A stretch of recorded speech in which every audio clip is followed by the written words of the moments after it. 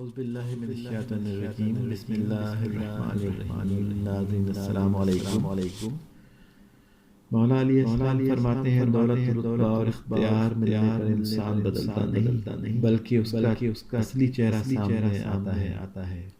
امام فرماتے ہیں عجیب مشکل میں ہوں بولتا ہوں تو کہتے ہیں علی کو اقتدار کا لالچ ہے، چپ رہتا ہوں تو کہتے ہیں علی موت سے ڈر گیا۔ قسم خدا کی علی موت سے ایسے ہی مانوس ہے جیسے کوئی زندگی سے ہوتا ہے۔ میرے سینے میں ایسا علم پوشیدہ ہے جو مجھے مجبور کیے ہوئے ہے، اگر اسے ظاہر کر دوں تو تم لوگ لرزنے لگو۔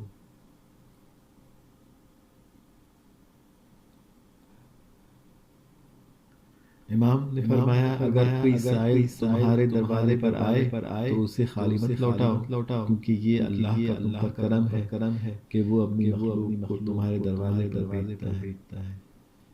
امام نے فرمایا ایک ایسا زمانہ بھی آئے گا کہ لوگ اپنے رب کو بھول جائیں گے، لباس بہت قیمتی پہن کر بازار میں اکڑ کر چلیں گے اور اس بات سے بے خبر ہوں گے کہ اسی بازار میں ان کا کفن بھی موجود ہے۔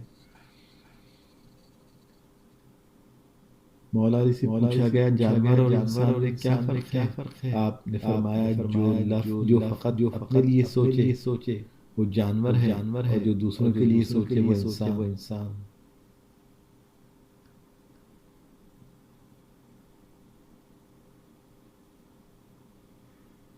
جو شخص ضعیف ہو جائے یا بہت کمزور ہو جائے اس کو گوشت دودھ میں پکا کر کھلایا کرو، اس سے بہت طاقت بڑھتی ہے۔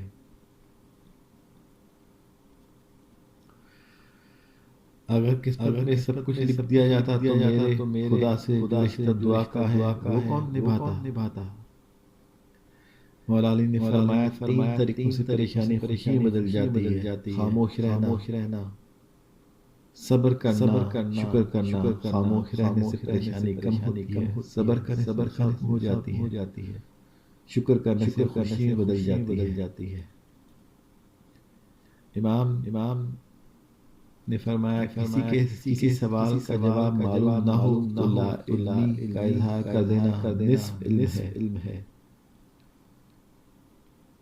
اللہم صلی علی محمد